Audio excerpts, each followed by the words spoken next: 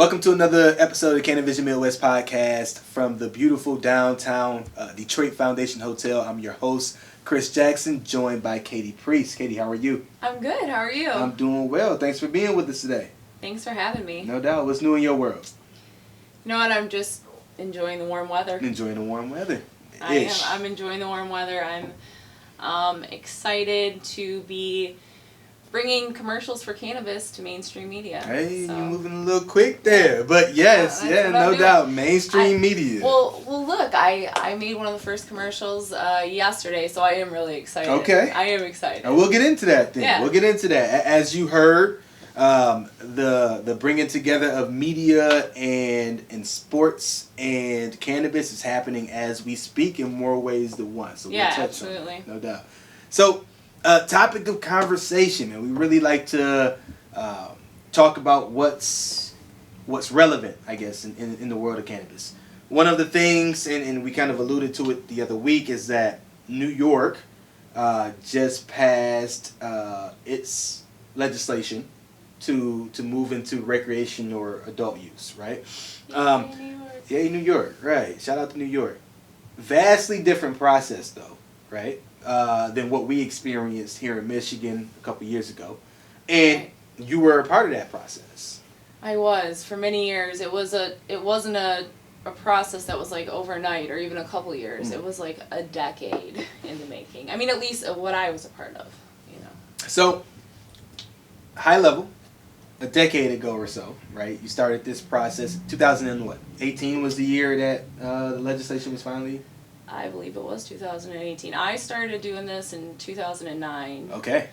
One of the first organizations that I worked with was called Repeal Today. But there were a couple different ones. There was MI Legalize I was a part of. There was Abrogate, End Prohibition, which was like one of the extreme versions. Yep. Yeah, so there was a couple different ones. So how I did it was, we did it by signatures. So once we got 256,000 signatures, we could put it on the ballot, and then the people could decide to vote in the legislation. Right.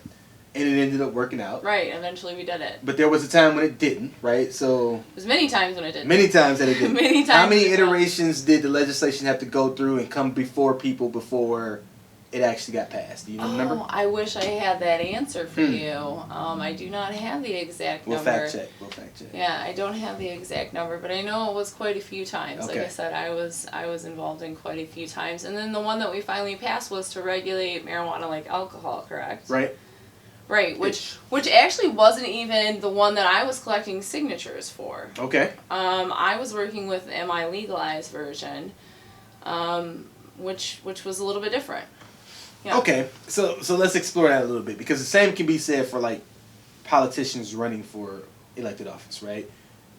Why spread resources thin?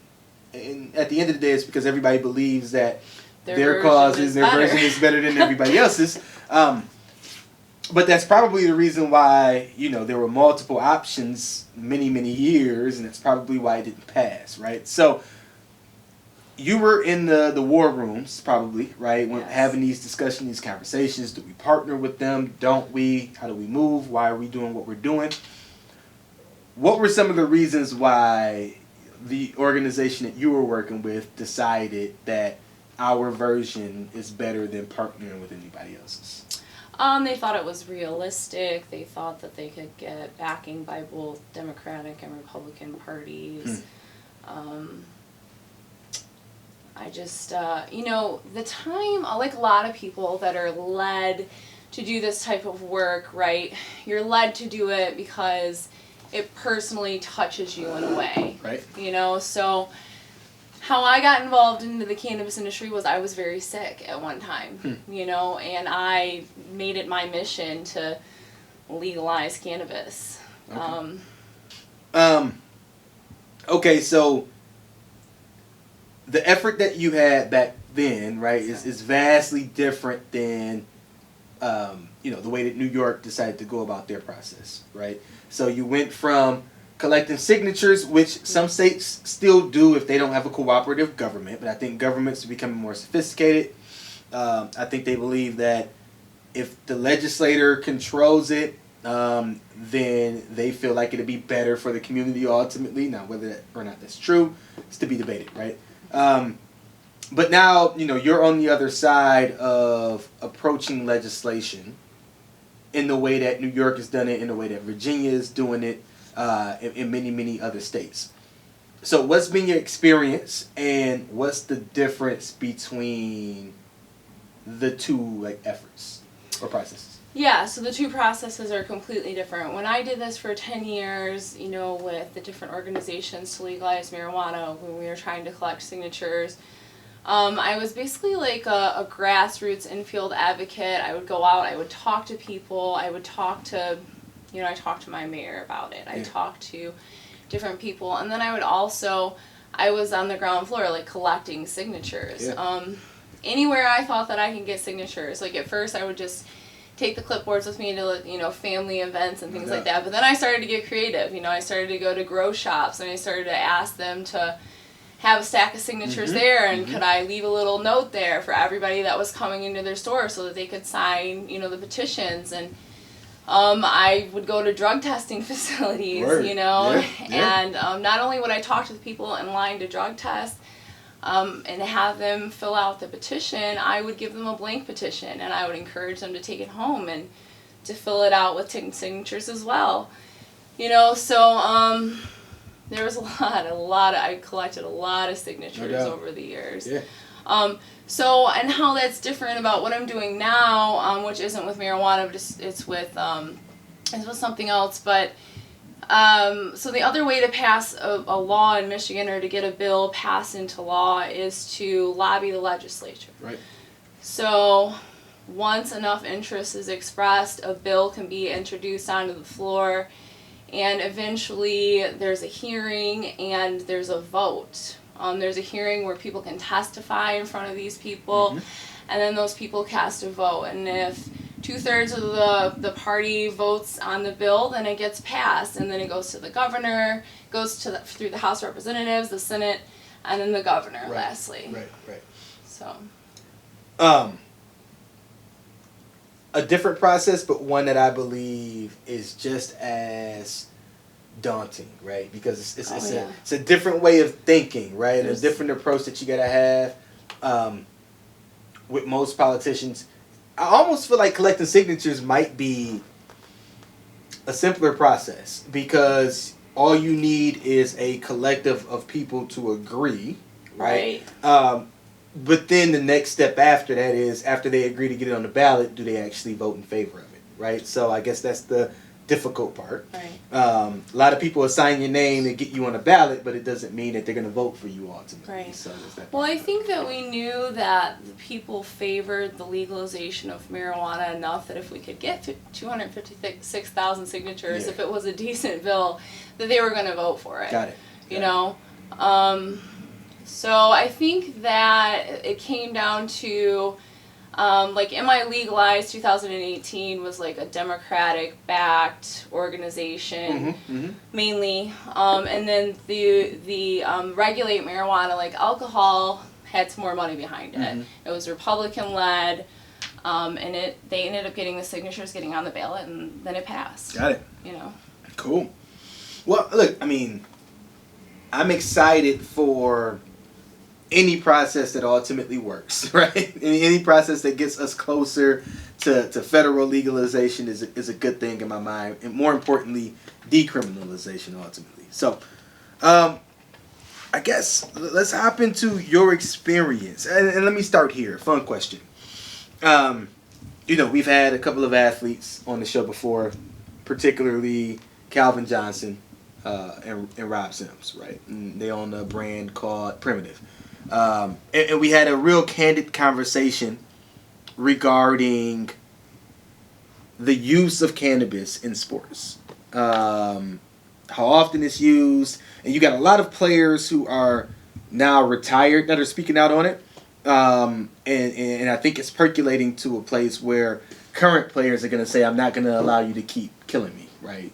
Right. Using opioids and other things.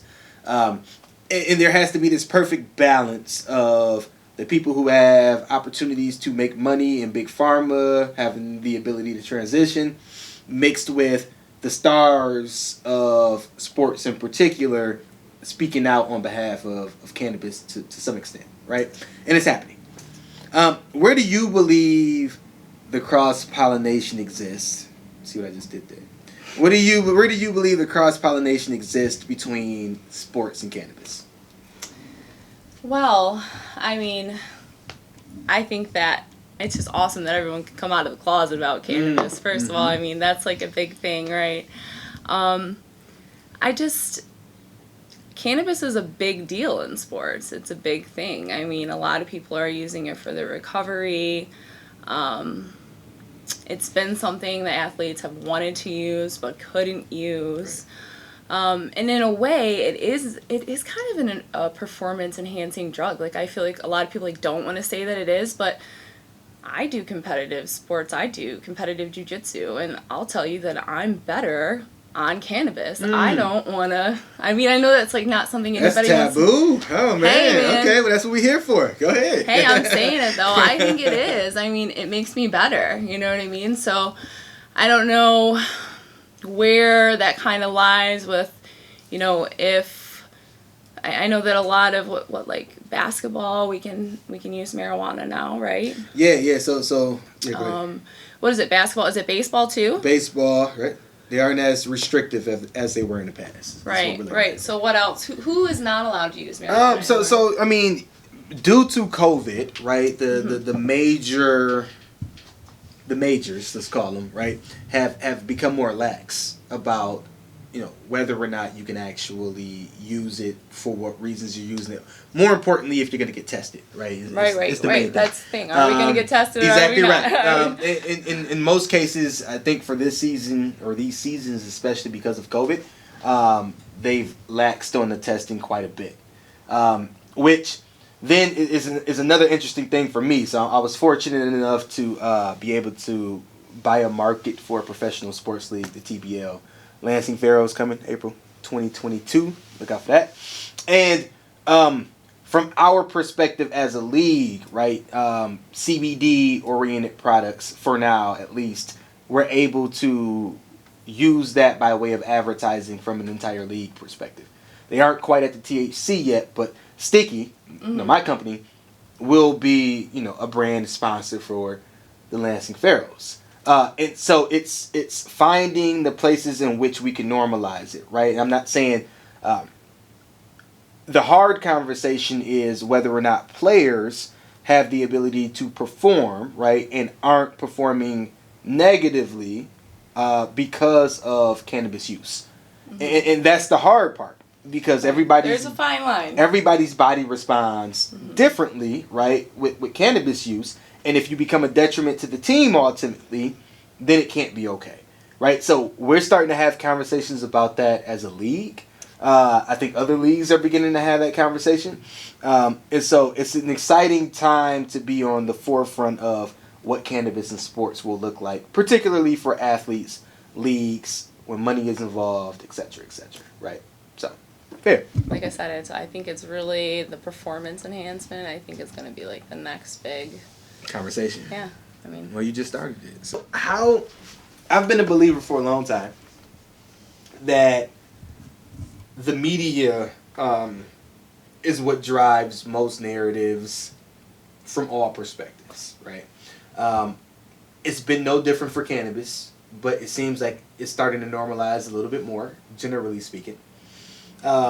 But what is your perspective on how the role that media plays in driving the cannabis narrative? Well, I think it plays a huge role. I mean, for years there's been like a negative stigma around cannabis, and even once we legalized cannabis, once it was medically and recreationally legal, you still hear all the commercials like, if your kids get into cannabis, call poison control. Don't drive high, which aren't bad things to say, but probably a good idea. Right. Not to, right? But like I said, up until just recently, we weren't allowed to air pro-cannabis media at all. So, I'm excited to start that. I'm excited to bring that to Michigan with Sports Talk Radio, which is what I'm trying to do now, Sports Talk Radio and Comcast Cable TV. Yeah, talk about it. Giving a little touch of it, So I just made a little commercial for Shattered Thoughts Medibles. They've got some cool things going on leading up to 420. And, we've got that Cannabis Cup this year, which is really cool, the People's Choice Awards. Is it virtual? So what they're doing with the Cannabis Cup is they are dropping judges kits everywhere, and they're letting the people sign up online, and then you can pick, like, if you want to do herbs or if you want to do medibles, what do you want to judge? You can go to however many dispensaries, pick up the judges kits, and that's how they're doing it this year, because last year, the Cannabis Cup was canceled, Right. Yeah. But yeah, so I'm just excited to be able to allow cannabis companies to use this kind of media to reach other potential customers, because I feel like this really is what's going to help break that stigma, like that last little bit, because the people that listen to Sports Talk Radio aren't the people that are on Facebook and on Instagram. Right. They might be the older crowd that still thinks, still refers to cannabis as dope. Right. You know what I mean? Right. Yeah. The devil's lettuce. Yeah. So it's super exciting to put pro cannabis ads in the air and to have the opportunity to educate those kind of people and those listeners about cannabis. I'm just super excited, and I do think that it has a lot of potential to change the way that we do things. Yeah, absolutely. And to your point, a couple of weeks ago we did the first iteration of the music and cannabis panel, but it's the Motor City Music and Cannabis panel, but we're going to create a series out of it. 107.5 was involved, the radio station here, the local hip-hop radio station, one of them, and 97.9 too. Love it. And to your point, they were willing to air commercials about the event. Just hearing Sticky Ipsy in a commercial, just hearing Motor City Music and Cannabis panel, just people just driving regularly and being able to hear that kind of shifts the mindset for a lot of people, right? It does, because the media controls the mindset in so many ways. Media controls the mindset, right?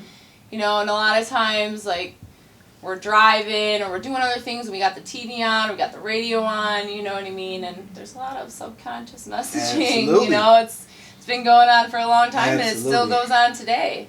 Yeah. Well, look, what you're doing is important, and I appreciate you doing it. Thanks. Do you have committed to memory kind of what some of those packages look like if somebody was listening and said, I want to put it out there? Yeah. So the prices are super reasonable to advertise on the radio. So I have two options on Michigan Sports Network. I have an AM drive, which airs from 6 a.m. to 9 a.m. while people are driving to work. That show is X's and Bros, and it airs across 6 radio stations across the state of Michigan. It also airs in Toledo, Ohio, and it plays on Comcast Cable TV. So a commercial for that, a 30-second commercial, is $125 per commercial. Okay. And it's $175 for a 60-second commercial. I heard you. Yeah. So, and then the other option we have is our PM drive, which is from 3 p.m. to 6 p.m., and that's the huge show. Right. It airs across 19 radio stations simultaneously. Every radio station is going to have satellite radio, internet radio, there's radio.com app, there's iHeartRadio, so there's all these different ways to listen. And an ad on that radio show is $300 for 30 seconds and $400 for 60 seconds. Obviously, because PM is where most people... Right, so there's a lot more listeners on the PM drive than there is on the AM drive. Gotcha. Yeah. But there's a lot. Right, absolutely. There's a lot. So, radio is media's reach machine. We do reach more people than the TV, the radio. And 1 in 5 Americans tune in specifically to sports talk radio. So this is a really great way to reach a lot of people at once. And it's super... definitive or targeted, I should say, in who you're trying to get to listen, right? Because just putting it on the airwaves, to your point, you don't know who's listening, you don't know who tunes it out, but to your point, you can say, not only are we airing it over the airwaves, but specifically sports talk radio, right? We want to talk about it too. We don't just want to put ads on the show. Well, tell me about it. Tell me about it. Listen, we want to do educational interviews. So we're also willing to work with companies and with brands. If you have say you have a topical, you know, we want to put ads on the radio. We want to let the listeners be familiar with your product, and then we want to bring you on the air to educate the listeners and talk about your product, because we're interested in that, and we see where sports and cannabis obviously intersect. Listen. What about the people who own both a cannabis and a sports team? Even Can we better. find a place? Even better. Okay, well, you heard it here. We on there. We on the radio. Better. Yeah. Okay, good. Love it. Love Even it. So one of the things I like to, at least as we wrap, is ask the question of, you know, ultimately why you do what you do. Like, what's the legacy, you know, all the way dating back to 2009, and you mentioned why you got into cannabis. You're finding the intersections between entertainment and cannabis now, right? Yes. Ultimately, what's the legacy that you want to leave?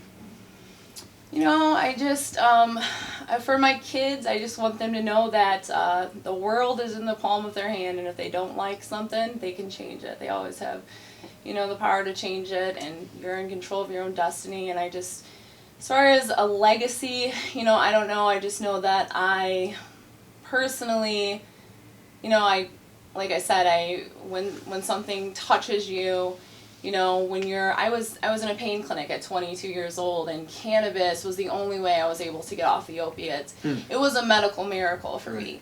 I was going to medical school at the time, and all I knew was what the doctors would tell me to do. Right. Cannabis was a medical miracle for me. So I knew that it was my job to change that.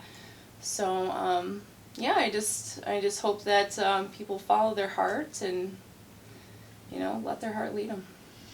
And shouts out to you, because without media being involved and or even interested in shifting the tone a little bit, it's hard for anyone to think differently about really all facets of their lives. So shout out to you. Shout out to Michigan Sports Radio Network Radio for being advocates, allies, supporters. That's important. And shout out to you, our listeners, man. Hopefully the episode was one especially for the folks with brands and or are moving in the direction of having your own brand in cannabis. You need to holler at Katie. Katie, what's the best way for folks to get a hold of you? So you guys can find me on LinkedIn, / Katie Preece. You can also find me on Instagram, an awesome chick, OSSOME chick, awesome chick. Hit me up either way. And reach out to me, and let's make a commercial. Dope. Per usual, thank you to every listener, follower, like, share, comment. Without you, we aren't here having these types of conversations to progress the movement forward. So we appreciate y'all, and we'll see you soon.